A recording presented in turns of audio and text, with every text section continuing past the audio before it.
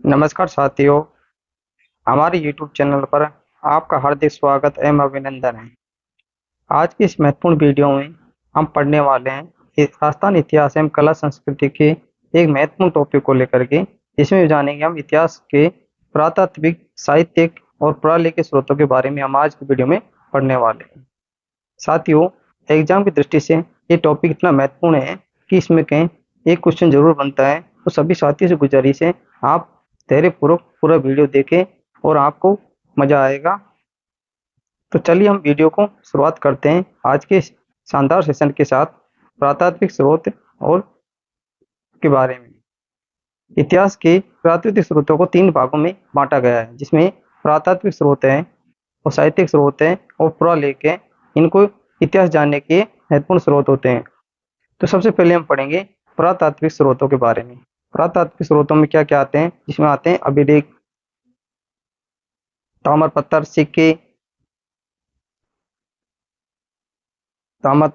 सिक्के, स्थापत्य कला, चित्रकला, मूर्तिकला, उत्खनित पुरावशेष, ये पुरातात्विक स्रोतों में आते हैं।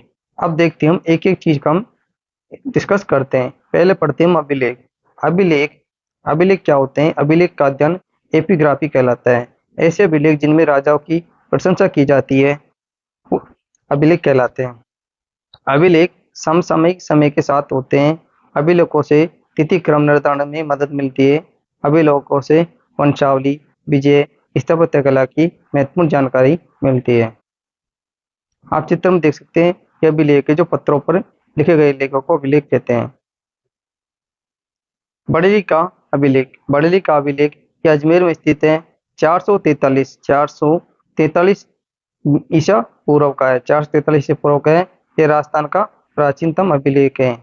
ये अभिलेख वीर निर्माण संवत 84 में लिखा गया था। कब लिखा गया? वीर निर्माण संवत 84 में लिखा गया था। इस अभिलेख के अनुसार मध्यमिका चित्तौड़ एक जैन केंद्र था। 1912 ईस्वी में गौरी शंकर हीरा सिंधुजा को यह अभिलेख भीलोट माता मंदिर से प्राप्त हुआ। कौन सी माता? भीलोट माता मंदिर से ये प्राप्त हुआ था। नेक्स्ट है गोसुंडी अभिलेख। गोसुंडी अभिलेख ये चित्तौड़गढ़ में है, जो 2री शताब्दी से पूर्व का है। कौन सी? 2री शताब्दी बीसी का है। इस अभिलेख के अनुसार गजवंश के राजा सर्वतात ने अश्वमेध यज्ञ का आयोजन करवाया था। क्या करवाया था? अश्वमेध यज्ञ का आयोजन करवाया था। यह अभिलेख वासुदेव व संकर्षण बलराम की पूजा की जानकारी देता है। इस प्रकार यह अभिलेख भागवत वैष्णव संप्रदाय की जानकारी देने वाला राजस्थान का प्राचीनतम अभिलेखों में आता है। रणकपुर प्रशस्ति 1439। रणकपुर प्रशस्ति 1439, यह प्रशस्ति चौमुखा मंदिर आदिनाथ ऋषभदेव मंदिर में लगी हुई है। यह प्रशस्ति बप्पा रावल कालभोज की आलम अलम बताती है। यह प्रशस्ति कुंभा की विजय उपाधियों की जानकारी देती है। इस प्रशस्ति में मुद्रा के लिए नागक शब्द का प्रयोग किया गया है। इस प्रशस्ति में मंदिर के वास्तुकार देवलक का नाम लिखा है। क्या इसका नाम लिखा है? देवलक का नाम लिखा है। अभिलेख में 1619 ईस्वी में संस्कृत भाषा व नागरी लिपि में है। इसमें कुशवाओं को रघुवंश तिलक कहा गया है। इस अभिलेख के अनुसार मान सिंह भागवत दास का पुत्र था तथा उसने जम्मू रामगढ़ जयपुर में किले का निर्माण करवाया था। किसका किले का निर्माण करवाया था? नेक्स्ट है अजमेर का फारसी अभिलेख 1200 ईस्वी पूर्व। यह राजस्थान में फारसी का प्रथम अभिलेख है। यह अभिलेख 2.5 दिन की झोपड़ी में लगा हुआ है। किसमें? 2.5 दिन की झोपड़ी में यह अभिलेख लगा हुआ है। इसके अनुसार संस्कृत पाठशाला को तोड़कर मस्जिद बनाई गई थी। क्या बनाई गई थी? मस्जिद बनाई गई थी। नेक्स्ट है चित्तौड़गढ़ का फारसी अभिलेख 1395 ईस्वी। यह अभिलेख धार बी पीर की दरगाह में लगा हुआ है। इसमें चित्तौड़ का नाम खिजराबाद दिया गया है। इसमें चित्तौड़ का नाम क्या दिया गया है? खिजराबाद दिया गया है।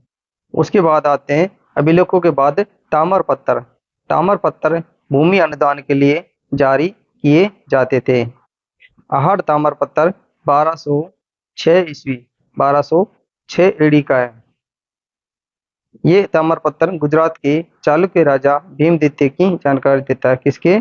चालुक्य राजा भीमदित्य की जानकारी देता है। खेरोदा ताम्रपत्र 1437 ईस्वी। राणा कुंभा ने एकलिंग जी के पास भूमि अनुदान किया था। ये ताम्रपत्र धार्मिक स्थिति, मार्ग, मुद्रा की जानकारी देता है। नेक्स्ट है चीकली ताम्रपत्र 1483 ईस्वी। ये ताम्रपत्र कर व्यवस्था की जानकारी देता है। किसकी? कर व्यवस्था की जानकारी कौन सा देता है? चीकली ताम्रपत्र। नेक्स्ट है पुर ताम्रपत्र। कौन सा? पुर ताम्रपत्र। ये है ताम्रपत्र रानी करवामती। कौन का? रानी करवामती के जौहर की जानकारी देता है। ताम्रपत्र के बाद में आते हैं सिक्के। सिक्कों का अध्ययन न्यूमिस्मेटिक्स कहलाता है। क्या कहलाता है? न्यूमिस्मेटिक्स कहलाता है। राजस्थान के कई स्थानों से अलग अलग प्रकार के सिक्के प्राप्त होते हैं। क्या कहें? अलग अलग प्रकार के सिक्के प्राप्त होते हैं।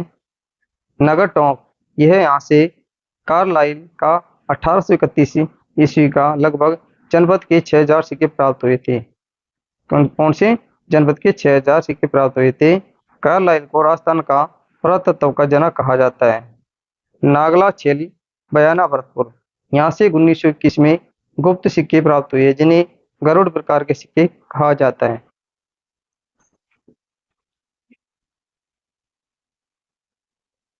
11वीं से 10वीं से 11वीं शताब्दी में राजस्थान में वादिया सिक्कों का प्रचलन था। कौन सा? वादिया सिक्कों का प्रचलन था। कालांतर में राजस्थान की अलग अलग रियासतों ने अलग अलग सिक्के जारी किए। कौन कौन सी? अलग अलग रियासतों ने अलग अलग सिक्के जारी किए थे, जिसमें रियासतें और सिक्के इस प्रकार है। मेवाड़ में स्वरूपशाही चांदोड़ी सिक्के चलते थे। कौन से? स्वरूपशाही चांदोड़ी सिक्के चलते थे। मारवाड़ में विजयशाही सिक्के चलते थे। बीकानेर में गजशाही सिक्के चलते थे। अजमेर में सांडशाही, जैसलमेर में अक्कशाही या आका नामक सिक्का चलता था। बूंदी में रामशाही सिक्का चलता था। कोटा में गुमानशाही, अलवर में रावशाही, धौलपुर में तमंचाशाही और डूंगरपुर में उदयशाही सिक्के चलते थे। बांसवाड़ा में सालिमशाही, प्रतापगढ़ में सालिमशाही। बांसवाड़ा प्रतापगढ़ में सालिमशाही सिक्के चलते थे। यहाँ आपको बात ध्यान रखनी है। वेब की पुस्तक currency currencies of Hindu state of Rajputana में इस बात का उल्लेख है। उसके बाद है स्थापत्य कला। स्थापत्य कला में शीतलेश्वर मंदिर झालरापाटन में स्थित है। ये एक गुप्तकालीन शिव मंदिर है। ये राजस्थान का प्राचीनतम तिथि युक्त 600 निवासी शिव का मंदिर है।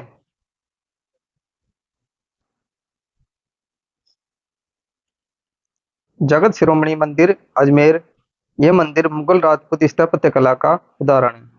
यह मंदिर मानसिंह की रानी कनकावती ने अपने बेटे जगत सिंह की याद में बनवाया था। इस मंदिर में भगवान श्री कृष्ण की वह मूर्ति है जिसकी पूजा मीराबाई चित्तौड़ में करती थी। जगत सिंह बंगाल आक्रमण में लड़ता हुआ मारा गया था। चित्रकला। चित्रकला में हमें राजस्थान को अलग अलग स्थानों से शैल चित्र प्राप्त हुए हैं। इन चित्रों में शिकार के दृश्य अधिक बनाए गए हैं। हमें चंबल व छाजा बूंदी नदी के क्षेत्र में अधिक शैल चित्र प्राप्त होते हैं। आलनिया कोटा, कन्यादाबारा, गढ़दड़ा बूंदी, बैराट जयपुर, सोनपुरा सीकर, डडीकर, अरसोरा अरसोरा अलवर में ये इस प्रकार के चित्र हमें प्राप्त होते हैं। जगत नारायण आलनिया शैल चित्रों की खोज की थी। जगत नारायण ने आलनिया शैल चित्रों की खोज की थी। राजस्थान के प्राचीन चित्रित ग्रंथ जैसलमेर के जिनबद्दर सूरी भंडार में रखे गए हैं। कहाँ पर? जैसलमेर के जिनबद्दर सूरी भंडार में रखे गए हैं। जैसे कि औद नियुक्ति, वृद्धि, वश, वैकालिका सूत्र चूर्णी आदि ग्रंथ। कालांतर में राजस्थान की अलग अलग रियासतों में अपनी अलग अलग चित्र शैलियों का विकास हुआ था। क्या हुआ? अलग अलग चित्र शैलियों का विकास हुआ था। जैसे कि बूंदी चित्र शैली में प्रकृति के चित्रण को दर्शाया गया था। किशनगढ़ चित्र शैली में नारी सौंदर्य दर्शाया गया, जिसमें किशनगढ़ी की बड़ी ठंडी शैली प्रमुख प्रसिद्ध है। नाथद्वारा चित्र शैली में पिछवाई के चित्र बनाए गए थे। पिछवाई को जय टैग भी प्राप्त है। मूर्ति कला से हमें धार्मिक नृत्य वादियों की जानकारी मिलती है। विजय स्तंभ, कीर्ति स्तंभ। विजय स्तंभ को ही कीर्ति स्तंभ कहते हैं। चित्तौड़गढ़ किले में बनी 9 मंजिला इमारत, इसे मूर्तियों का अजयबघर कहा जाता है। इसे भारतीय मूर्ति कला का विश्वकोश भी कहा जाता है। उत्खनन प्रावशेष, उत्खननकर्ताओं ने राजस्थान के अलग अलग स्थानों का उत्खनन किया तथा उन्हें वहां से अलग अलग सामग्री प्राप्त हुई। उत्खननकर्ता वीरेंद्र नाथ मिश्र, रतन चंद्र अग्रवाल, बीबी लाल, डी.आर. भंडारकर, ललित पांडे, जीवन सिंह कस्कवाला इसके उत्खनन करता थे। स्थान आहड़, आहड़ से मृदभांड प्राप्त हुए हैं। कालीबंगा से आभूषण, बैराट से सिक्के प्राप्त हुए हैं और मध्यकाम नगरी से मूर्तियां प्राप्त हुई थी। अभी अभिलेखों के बाद आते हैं साहित्यिक स्रोतों में। साहित्यिक स्रोतों की बात करें तो राजस्थानी साहित्य है। मनोत नैणसी, ये जोधपुर महाराजा जसवंत सिंह के दीवान थे। क्या थे? जोधपुर के महाराजा जसवंत सिंह के ये दीवान थे और ये वित्त मंत्री भी थे इनके।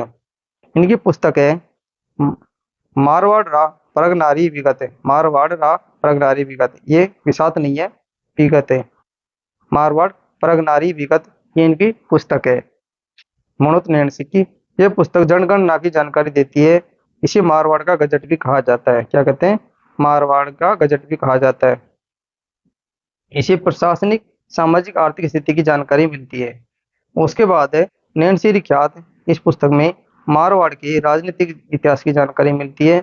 ये 14वीं शताब्दी के बाद राजपूत इतिहास की जानकारी देता है।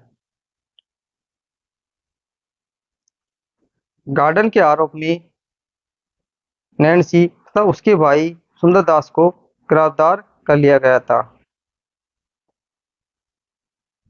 उन्हें जेल में आत्महत्या कर ली। मुंशी देवी प्रसाद के अनुसार नैणसी राजपूतों का अबुल फजल था।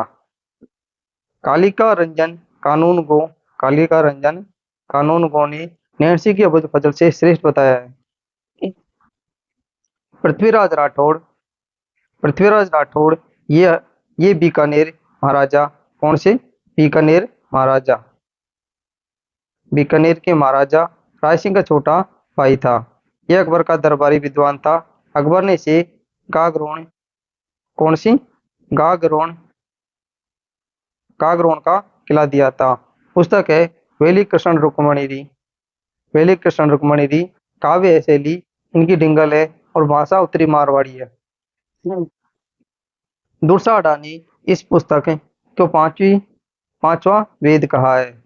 जेम्स टोड ने इस पुस्तक को 10,000 घोड़ों का बल बताया है तथा एल.पी. टेसीटोरी ने पृथ्वीराज राठौड़ को डिंगल का हेरोस कहा है। किसके बारे में कहा है? ये पृथ्वीराज राठौड़ के बारे में कहा है, जिसने वेली कृष्ण रुक्मणी बुक लिखी थी। दुर्साडा ने इसको क्या है? 5वां वेद कहा है और जेम्स टोड ने इसने 10,000 पुस्तकों का बल बताया है और एल.पी. टेसीटोरी ने इसे डिंगल का हेरोस कहा है। संस्कृत साहित्य, संस्कृत साहित्यों में आते जयानक, ये पृथ्वीराज चौहान का दरबारी विद्वान था।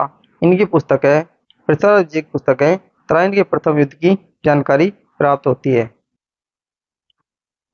मंडन, ये राणा कुंभा का वास्तुकार था। पुस्तक है राजवल्लभ, इनकी ये पुस्तक है। इस पुस्तक में 14 अध्याय हैं। राजवल्लभ से नाम, नगर, किला, महल, मंदिर, बाजार के स्थापत्य की जानकारी मिलती है। फारसी साहित्य में अमीर खुसरो पुस्तक है तारीख अलाई खजाइन उल फतूह।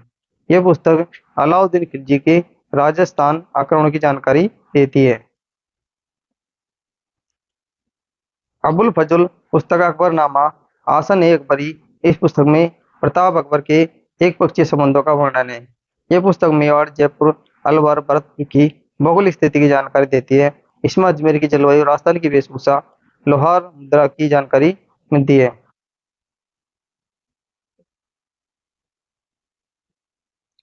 अंग्रेजी साहित्यों में चार्ल्स थॉमस, यह आयरलैंड का स्टेन वाला था, आयरलैंड का रहने वाला था। यह मराठों बढ़ाती का सेनापति था। इसने जयपुर, उदयपुर, बीकानेर पर आक्रमण किए।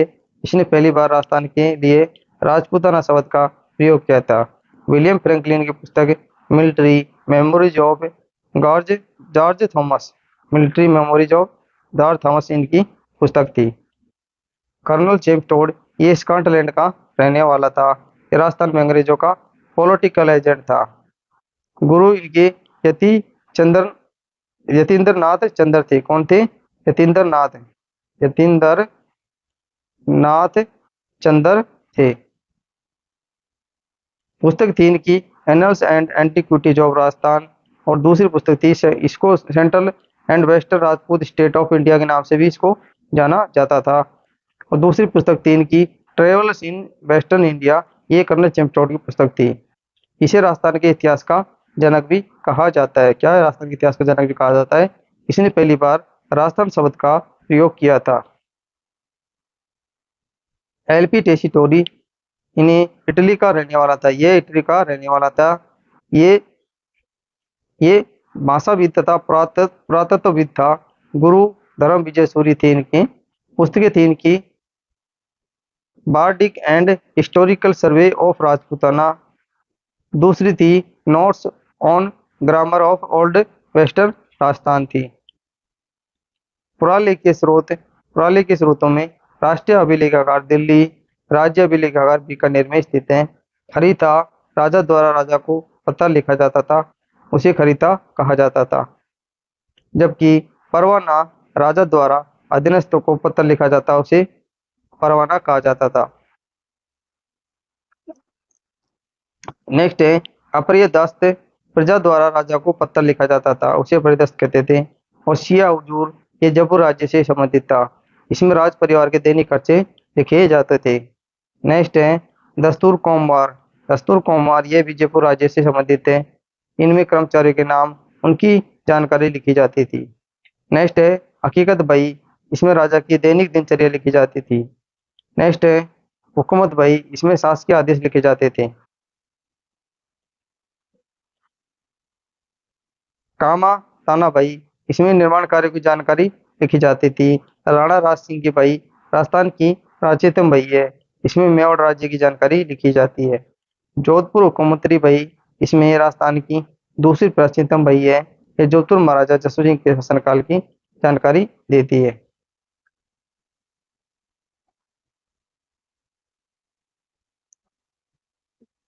तो साथियों, ये था राजस्थान के पुरातात्विक स्रोतों से संबंधित एक शानदार सा टॉपिक।